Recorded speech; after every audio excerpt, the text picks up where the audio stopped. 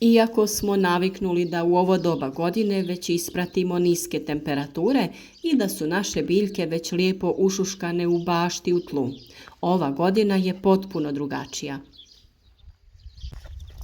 Kao što i nama ovakve promjene u vremenskim prilikama ne odgovaraju i uzrokuju razne zdravstvene probleme, tako je i sa biljkama.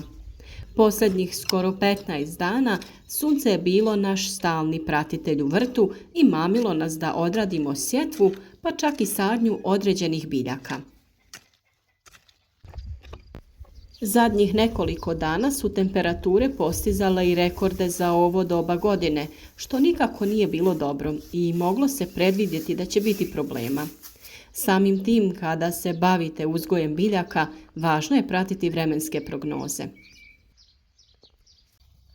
S obzirom da se dogodio preokret u vremenskim uslovima i da su se temperature naglo spustile, to je za naše biljke bio veliki stres.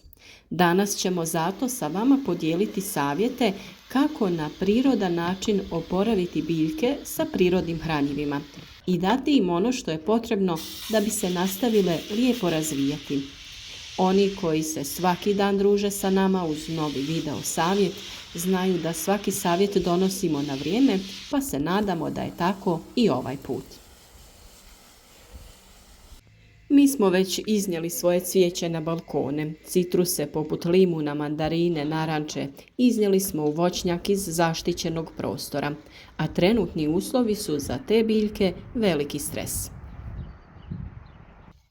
Rana sorta krompira je već niknula, a mi smo kod svog već odradili i zagrtanje, dok smo kod kasnog krompira obavili okopavanje kako bi spriječili rast korova. Voće je cvjetalo i već su se formirali plodovi, pa ni njima ove promjene ne odgovaraju.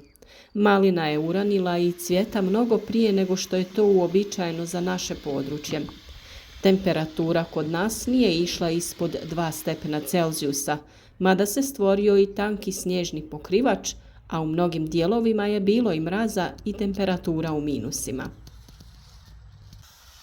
Kada čujemo sve ovo, znamo da smo mi na redu da biljke oporavimo i spasimo što se može, a može se i mora, kako bi sačuvali naše biljke i pomogli im u oporavku. Mlado korijenje biljaka je osjetljivo i treba ga ojačati, kao i dati poticaj ostatku biljke da napreduje, a korijen je naravno glavni za usvajanje hranjiva iz tla, pa mora biti jak. Drugi način jačanja biljaka je svakako prskanje preko lista, jer tako hranjiva brže dospijevaju u cijelu biljku i ravnomjerno se raspoređuju. Prirodni preparati su uvijek najbolja opcija i trenutno ih u prirodi ima u izobilju. Neizostavni saveznik u vrtu inače, a posebno u ovakvim situacijama, naravno je kopriva. Ona ne samo da je jako zdrava u jačanju ljudskog organizma ukoliko se koristi u ishrani, nego je najbolja prihrana i zaštita naših biljaka. Kopriva je biljka koja se koristi za izradu đubriva, izradu pripravaka za zaštitu biljaka, ali može da se koristi i kao stimulator rasta.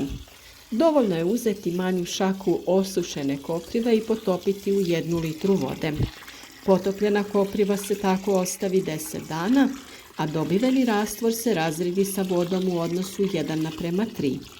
Ovaj rastvor će osigurati brz rast mladih biljaka i povećati otpornost prema bolestima i štetočinama kao što su zelene lisne uši. Drugi već svima poznati recept je da kilogram svježih listova potopite u 10 litara vode. Neka stoji 15 dana. Procijedite i razrijedite u omjeru 1:10. Sa tim rastvorom redovno zalijevajte biljke. Vrlo je važno u ovakvim situacijama biljke prihraniti folijarno kada se ukaže prilika. To znači prskati ih preko lista. Na isti način pripremite koprivu, ali ovaj put razrijedite u omjeru 1:50 te prskajte vaše biljke. O tome kako se kopriva koristi kao hranjivo i insekticid imate poseban video na našem kanalu, pa pogledajte detaljne upute kako se priprema i koji omjer se koristi. Vrlo je važno da se pravilno koristi jer prevelike ili prejake količine mogu naštetiti biljkama. Ukoliko redovno pratite naše savjete, vjerujem da je već imate spremnu i da će vam odlično pomoći u ovim situacijama. Prije nekoliko dana smo sa vama podijelili i video o tome kako se pokošena trava sa još nekim sastojcima može upotrijebiti kao idealno hranjivo koje će u ovim prilikama pokazati svoju učinkovitost. Pokošena trava i drugi ostaci biljaka, pepeo, ljuske od jaja i još neki sastojci odlično će pomoći u oporavku biljaka. Ovakvo hranjivo redovno možete imati u blizini vašeg vrta, a ostatke nakon cijeđanja ostavljate u kompost. Koprivu i travu u ovako pripremljenim hranjivima najbolje je koristiti folijarno, to jest za prskanje biljaka po listu. Dušik iz ovih biljaka potaknuti će obnovu i jačanje zelene mase biljaka, dok će kalij i fosfor iz pepela potaknuti razvoj korijena i usvajanje drugih hranjiva iz tla. Odlična prihrana nakon sadnje i tokom cijele vegetacije je otopina od kvasca. Jednostavno se priprema tako što rastopite 50 grama kvasca i kašikicu šećera u 1 litri vode. To se ostavi sat vremena da se aktivira. Nakon toga razrijedite sa dodatnih 50 litara vode. Tom otopinom zalijevajte biljke barem jednom sedmično. O tome također imate poseban video savjet u kojem je objašnjeno koje su to sve prednosti korištenja ovakvog hranjiva. A tu je i glistinac koji je najkvalitetnije hranjivo koje možete koristiti u vrtu, a od njega možete pripremiti i rastvor u vodi.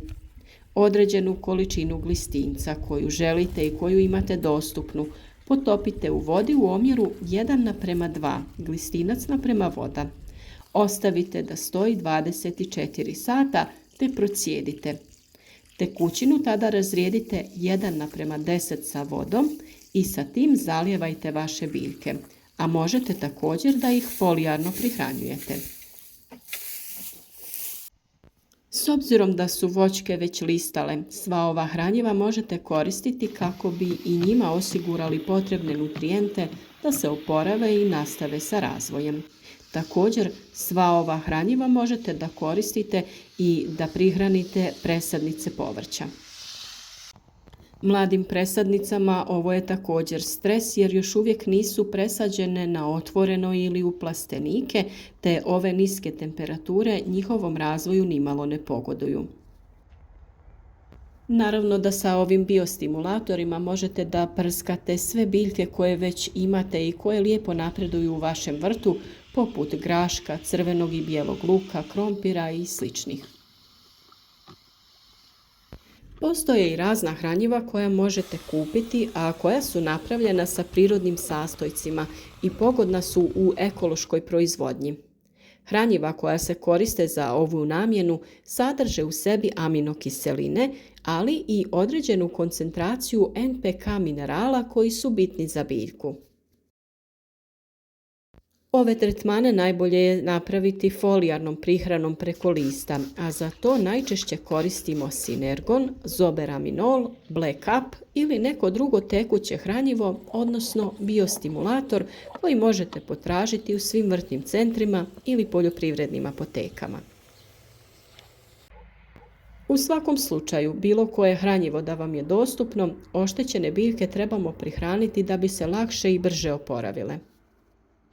Najbolje bi bilo da se ovakvi biostimulatori koriste čak nekoliko dana prije hladnog perioda, pa vjerujem da su svi koji prate naše savjete redovno biljkama već dali sve što im je potrebno da izdrže ovaj period niskih temperatura.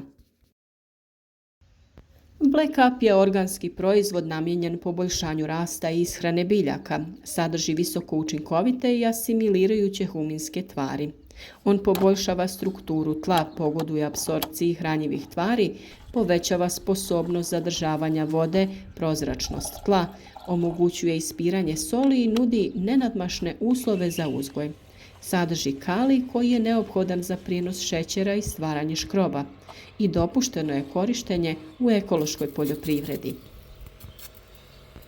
Sinergon je također organsko tekuće gnojivo namijenjeno folijarnoj prihrani kod biljaka koje su podložne fiziološkom i ambijentalnom stresu. Organska komponenta unosi dušiku u visoko primjenjivom obliku koji omogućava poboljšavanje fizioloških i proizvodnih mehanizama uzgajane biljke. Na ovaj način biljke gnojene sinergonom su otpornije, aktivnije, vitalnije i produktivnije. Azoberaminol je formulacija visoke koncentracije za primjenu putem korijena i lista. Sadrži visoku koncentraciju slobodnih L-aminokiselina koje djeluju stimulirajuće na razvoj biljaka. Pruža makronutrijente koji osiguravaju pravilnu prehranu i biostimulaciju biljaka. U ovakvim situacijama i ovakvim uslovima sve što je potrebno vašim biljkama jeste hranjivo i stabilizacija temperature. Važno je da nisu prevelike razlike između dnevne i noćne temperature, a ove niže vrijednosti dnevnih temperatura između 15 i 20 stepeni su i onako odgovarajuće za ovo doba godine, pa to nije nešto previše strašno. Za biljke su također bile štetne one previsoke temperature oko 30 stepeni. Ono na što također u narednom periodu moramo obratiti pažnju jeste zaštita biljaka od štetnika i bolesti. O tome ćemo posebno govoriti. Ukoliko krećete sa sadnjom ovih dana, pogledajte naše video savjete o pripremi tla i prirodnim hranjivima koja dodajemo kako bi ojačali biljke i osigurali im dobar početni rast, zaštitu od štetnika i bolesti.